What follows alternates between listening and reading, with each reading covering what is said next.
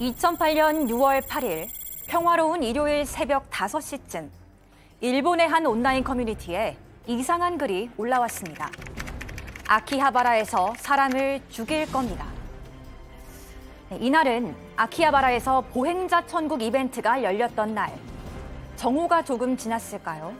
행사를 즐기는 사람들로 북적이던 거리에 2톤 트럭 한 대가 돌진하더니 지나가던 행인 5명을 그대로 덮치고 멈췄습니다.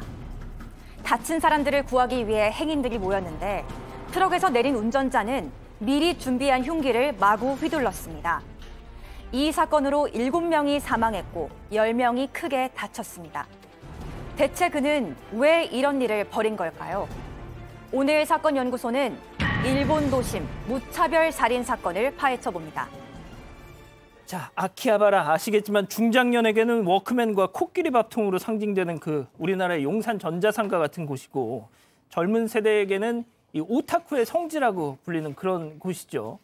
자, 오늘 사건 연구소에서는 정말 처음으로 해외 사건, 일본에서 일어난 이 사건을 다뤄보려고 하는데 이 아키하바라 살인 사건이 2008년 6월 일본에서 터지고 나서 우리나라에서도 상당한 충격이 전해졌었습니다. 자, 그런데 바로 넉 달 뒤에 강남 논현동 그 고시원 방화 살인 사건. 그때도 정말 이른바 외로운 늑대에 의한 이런 사건이 벌어지면서 야, 이게 남일이 아니었구나라는 그때 상당한 국내적으로도 충격이 안겨졌던 그런 사건이었는데 자, 일단 그래서 저희가 한번 준비를 해봤습니다. 자, 먼저 사건 개요부터 정리를 해볼까요? 네, 때는 2008년 6월 8일 일요일이었습니다. 범행이 발생한 아키하바라는 애니메이션 등 오타쿠 문화가 발달한 도쿄 도심의 번화가인데요.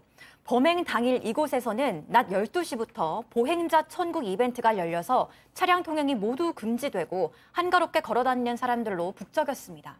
그런데 낮 12시 30분쯤 난데없이 2톤 트럭 한 대가 신호를 무시한 채 횡단보도로 돌진하더니 지나가던 행인 5명을 그대로 덮치고 맞은편에서 오던 택시와 충돌해서 멈췄습니다. 사고인 줄 알고 사람들이 트럭 주변으로 모여들었는데요. 트럭 운전자가 멀쩡하게 내리더니 괴이한 소리를 지르면서 들고 있던 흉기를 들고 사람들을 마구 찌르기 시작했습니다. 아유. 네, 이를 목격한 인근 파출소 경관이 바로 달려와서 10여 분 만에 제압되긴 했지만 순식간에 벌어진 이 사건으로 무고한 시민들 7명이 사망했고 10명은 심하게 다쳤습니다. 자, 양 변호사님, 범인은 누구였습니까? 가토 토모히로라는 사건 당시 25세의 남성이었습니다. 근데 이 남성이 굉장히 엄한 어머니 밑에서 자랐다라고 해요. 뭐 글씨 쓰기를 연습을 시켜다가 한 글자만 틀려도 종이를 다 찢어버렸다고 하고요. 또 이 자란 지역이 굉장히 추웠는데 뭐 말을 안 듣는다고 맨발로 바깥으로 쫓겨나기도 하고 그랬다고 합니다. 그래서 이 남성이 명문 고등학교까지는 진학을 했는데 고등학교 때부터 이제 반항이 좀 시작됐고 대학을 못 가고 그다음부터 이제 인력 파견 업체를 주로 전전을 했다라고 하네요. 그리고 여러 군데서 파견 회사를 다니다가 사건이 나기 열흘 전쯤에는 당시에 파견 나가 있던 회사에서 계약 만료 통보를 받았던 그런 상황이었습니다. 자, 어머니의 엄한 이 교육열에 반항해서 고교 시절 방황했다는 건데 자, 보통 성인이 되면은 정신도 차리고 그러잖아요. 그렇죠. 근데 그러지 않았다는 겁니까? 자, 뭐 애니메이션이라든지 이런 걸 좋아했던 걸로 보이고 채널에다가 글을 올리고 이런 것들을 많이 하면서 살았던 걸로 보입니다. 직장에 그 회사 계약기간 만료돼서 직장에서 잘렸다라고 본인이 글을 썼는데 요 글에 대해서 어떤 여성이 좀 긍정적으로 얘기를 좀 해주는, 위로를 해주는 그 여성한테 나중에 다시 사랑 고백을 합니다. 될 리가 잘 없죠. 사랑 고백을 했는데 또 거절당하게 또 글을 씁니다. 못생긴 사람은 여자친구도 없고 사회 악이다. 이런 글을 썼는데 이 글 자체가 누리꾼들한테 아주 선풍적인 인기를 끈 겁니다. 그래서 인터넷상에 이제 이 남자가 등장하면 다들 막 잘한다고 했고 근데 이제 이런 어떤 글 자체가 가토의 글이 끝까지 인기가 없는 거 나중에 좀 시들시들해지니까 나중에는 좀 선정적인 주목을 끌기 위해서 선정적인 글을 올렸고요.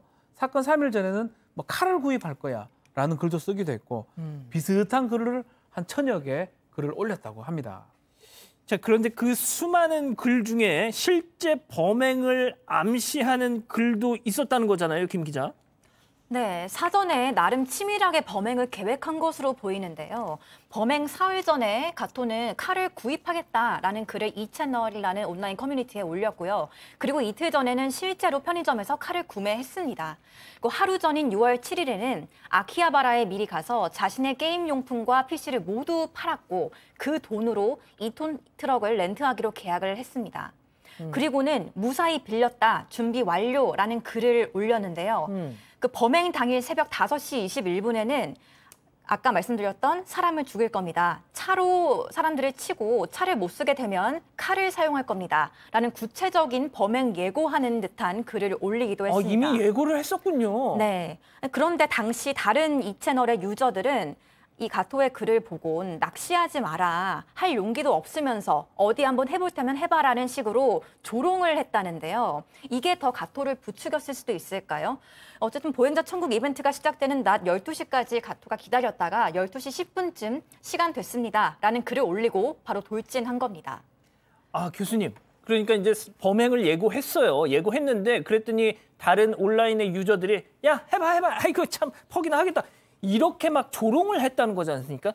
그게 그 가토의 어떤 뭐랄까 그래 날 무시하고 있어 하면서 막 오히려 더 이걸 막 부글부글 했던 건가요? 그렇죠. 이제 그 당시에 그 이 가토의 그 심정은 그건데 저는 사실 그 가장 근본적인 그 분노의 뿌리를 봐야 된다라고 생각을 하는데요. 예, 사실 어머니의 그 가혹한 그런 양육 방법이 영향을 미쳤다라고 봅니다.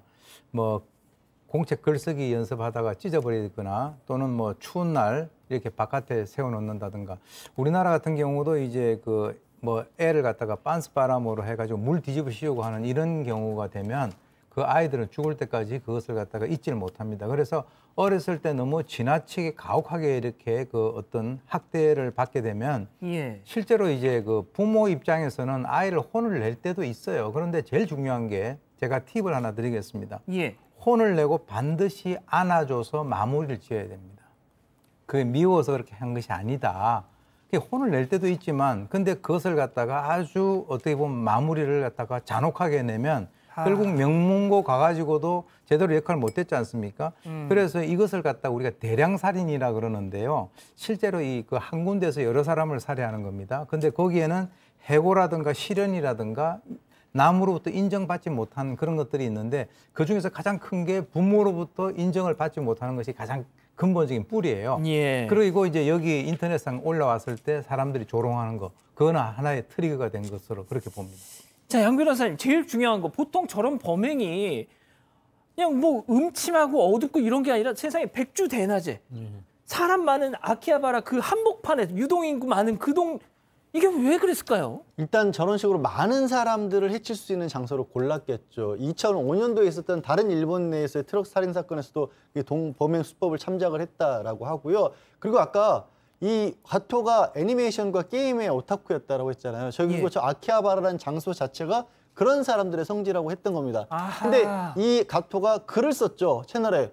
나 이 실제로 범행 올릴 거야. 그러면 그 채널에 관심을 갖는 사람들이 제일 많이 몰리는 데가 어딜까요? 아키하바라잖아요. 그러니까 게시판에 글을 쓴 그 게시판의 독자들도 제일 잘 알고 있는 곳에 범행을 저질러야 내가 진짜로 저질렀다는 게 확실하게 각인이 될 수 있기 때문에 저 자리를 택한 게 아닌가 싶습니다.